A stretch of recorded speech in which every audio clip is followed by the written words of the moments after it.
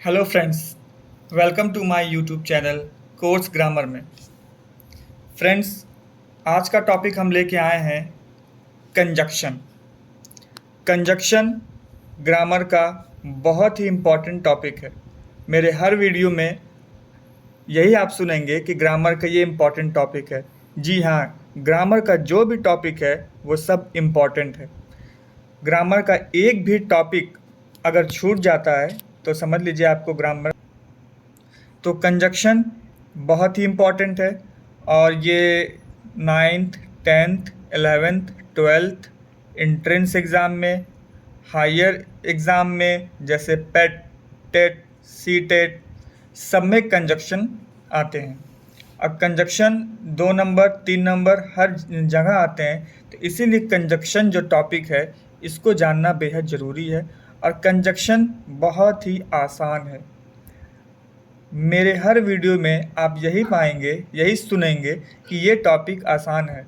जी हाँ, टॉपिक सारी आसान होते हैं, बस उसको क्या है कि मन से उसको समझना पड़ता है। तो आइए कंजक्शन बताते हैं कि कंजक्शन क्या होता है। कंजक्शन कंजक्शन कंजक्शन का मतलब होता है ज्वाइनिंग, ज्वाइन। तो इसके वर्ड में ही इसका आंसर है जोड़ना।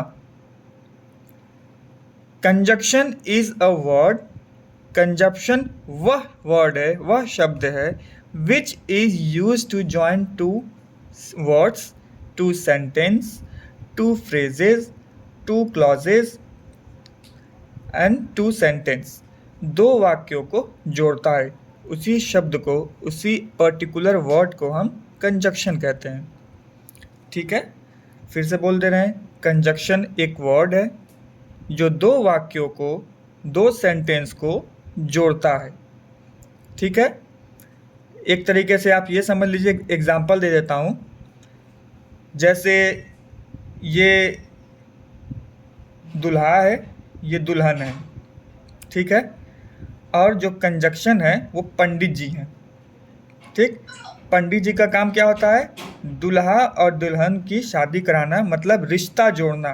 तो वही शब्द जो कंजक्शन है, वही वर्ड, वो क्या करता है? दो वाक्यों की शादी कराता है। वो शब्द पंडित जी, मान लीजिए कंजक्शन क्या है? पंडित जी हैं। अब कंजक्शन के कितने टाइप्स होते हैं? 3 टाइप्स होते हैं। ठीक है, कंजक्शन के कितने टाइप्स होते हैं? 3 टाइप्स होते हैं। कंजक्शन की शादी हो गई, उनके कितने बच्चे हुए? 3 बच्चे। अब तीनों का क्या नाम है? 3 टाइप्स के क्या नाम है? कोऑर्डिनेटिंग, कोरिलेटिव कंजक्शन, सब ऑर्डिनेटिंग कंजक्शन। क्या होता है आमतौर से, जिसके घर में बच्चे होते हैं, तो बच्चे कभी कभी एक ही काम करते हैं, कभी कभी जिसके जितने बच्चे होते हैं सारे लोग अलग अलग काम करते हैं। तो यहाँ जो कंजक्शन के बच्चे हैं 3, ये तीनों अलग अलग काम करते हैं, एक काम नहीं करते हैं। तीनों का काम अलग अलग है। ठीक है, अब देखिए फिर से बोल दे रहा हूँ, 3 कंजक्शन के 3 टाइप्स होते हैं: कोऑर्डिनेटिंग, कोरिलेटिव कंजक्शन और सब ऑर्डिनेटिंग कंजक्शन। अब आ जाइए आप कोऑर्डिनेटिंग में। कोऑर्डिनेटिंग क्या काम करता है? Coordinating two words, phrases, clauses of equal rank. ये क्या करता है कि ये भी जोड़ने का काम करता है, ये भी जोड़ने का काम करता है। इक्वल रैंक, अभी मैं बता दे रहा हूँ आपको, इसीलिए एग्जाम्पल भी आपके लिए लेके आया हूँ कि इक्वल रैंक का क्या मतलब होता है, क्या जोड़ता है ये जो कोऑर्डिनेटिंग कंजक्शन है। पहले तो आप समझ लीजिए कोऑर्डिनेटिंग कितने वर्ड्स कंजक्शन जो होते हैं, क्या क्या होते हैं? And, but, so, nor, for, as well as. ठीक है, तो कितने ये वर्ड हो गए, कितने कंजक्शन हो गए कोऑर्डिनेटिंग के? 7। ठीक है ना, 7 कंजक्शन हो गए। अब मैं क्यों यहाँ पे लिखा हूँ इक्वल रैंक? यहाँ पे मैं इक्वल रैंक क्यों लिखा हूँ? अब जैसे यहाँ पे लिखा हुआ, Ram is rich but honesty.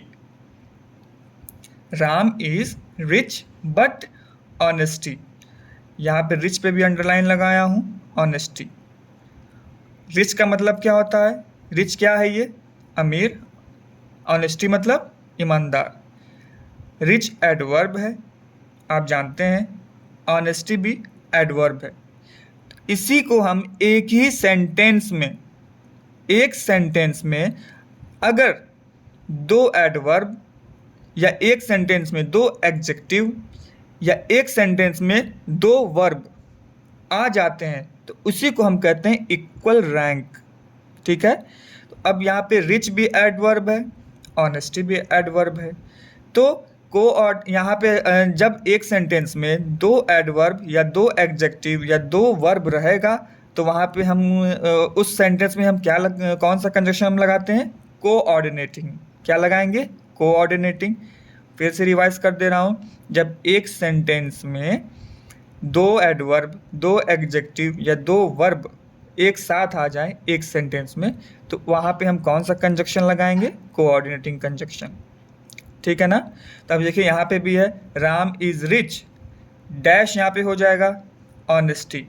तो आप समझ जाएंगे रिच भी एडवर्ब है, ऑनेस्टी भी एडवर्ब है। तो यहाँ पे हम बट का कंजक्शन यूज़ किए हैं। यहाँ पे read, Sita read carefully and clearly, adjective है रीड। क्लियरली भी क्या है? एडजेक्टिव है। ठीक है ना? रीड भी एडजेक्टिव है, क्लियरली भी एडजेक्टिव है। तो एक ही सेंटेंस में दो एडजेक्टिव यूज़ किया गया है तो वहाँ पे भी हम क्या लगाएंगे? Coordinating conjunction. क्या लगाएंगे? Coordinating conjunction. ठीक है, फिर से बोल दे रहा हूँ, Sita read carefully and clearly. तो यहाँ पे केयरफुली क्या है? एडजेक्टिव है। सॉरी, रीड मैंने गलत से बोल दिया था, गलती से निकल गया। रीड वर्ब है, केयरफुली एडजेक्टिव है और क्लियरली एडजेक्टिव है। ठीक है, केयरफुली भी एडजेक्टिव है, क्लियरली भी एडजेक्टिव है। तो यहाँ पे हम कौन सा कंजक्शन लगाए हैं? And. Sita read carefully and clearly. ठीक है, नेक्स्ट एग्जाम्पल पे आ जा रहा हूँ। Ram can sing and dance. यहाँ पे सिंग क्या है? वर्ब है। डांस क्या है? वर्ब है। तो यहाँ पे भी हम क्या लगाएंगे? क्यों? क्योंकि यहाँ पे एक सेंटेंस में दो वर्ब एक साथ दिया हुआ है तो उस दो वर्ब के बीच में हम कौन सा कंजक्शन लगाएंगे? एंड का यूज़ करेंगे। एंड कंजक्शन है। ठीक है ना? अब आ जाइए नेक्स्ट, कोरिलेटिव कंजक्शन। ये कंजक्शन का जो है दूसरा बेटा है और ये बहुत ख़तरनाक बेटा है। ये जो बेटा है बहुत ख़तरनाक बेटा है। कैसे ख़तरनाक बेटा है? को रिलेटिव कंजक्शन। रिलेटिव का मतलब तो आप जानते हैं, रिश्तेदार। ये जो कंजक्शन है रिश्तेदारी बहुत ज़्यादा निभाता है, इसीलिए ये कंजक्शन कभी अकेला नहीं होता है। ये कंजक्शन कभी अकेला नहीं होता है, ये हमेशा अपनी वाइफ को साथ में लेके चलता है। इसीलिए हमेशा ये किस में होता है? पेयर में। ये कभी अकेले नहीं होता, हमेशा अपनी वाइफ को लेके चलता है। कौन? को रिलेटिव। रिलेटिव मतलब आप जानिए रिश्तेदार, तो इनका रिश्तेदार कौन है? इनका पेयर। ठीक है, तो अब कौन कौन सा वो यहाँ पे लिखा भी है, मैंने डिफिनेशन भी लिखा है साफ साफ। The conjunction which is used in pair. ठीक है, ये जो मैं एग्जांपल यूज़ कर रहा हूँ बेटे का और वाइफ का, तो ये मैं आपको समझाने के लिए यूज़ कर रहा हूँ और ताकि आप बोर ना हो इसलिए मैं इसका यूज़ कर रहा हूँ और ताकि आप अच्छे से समझ भी जाएं। तो नाइदर क्या है? हस्बैंड है, नॉर इनकी वाइफ हैं। आइदर हस्बैंड है और इनकी वाइफ हैं। ठीक है, उसी तरह बोथ के साथ क्या चलता है? एंड लगेगा। हार्डली के साथ क्या लगेगा? व्हेन या बिफोर।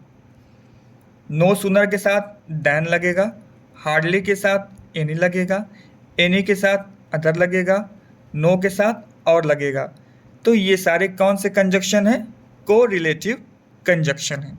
ठीक है, फिर से बोल दे रहा हूँ, को रिलेटिव कंजक्शन जो है शादीशुदा है, ये हमेशा अपनी बीवी के साथ चलता है, वाइफ के साथ रहता है, ये अकेले नहीं चलता है। नाइदर अगर कभी हस्बैंड अकेले अगर चलें तो समझ लीजिए हस्बैंड क्या हो जाएंगे? फेल। ये इनको गिरना है। इसीलिए अपनी वाइफ को लेके चलते हैं, नॉर को। आइदर भी हैं, वैसे ही ये सारे जो हैं एक जैसे हैं। ये बेगर अपनी पत्नी को, बेगर अपनी वाइफ को, अपनी बीवी को लेके नहीं चल सकते। तो इसीलिए ये पेयर में हमेशा चलते हैं, नाइदर के साथ nor, either or, both and, hardly, when और before, no sooner than, hardly, any, any के साथ अदर, नो के साथ और। अब तीसरा पे आ रहे हैं हम।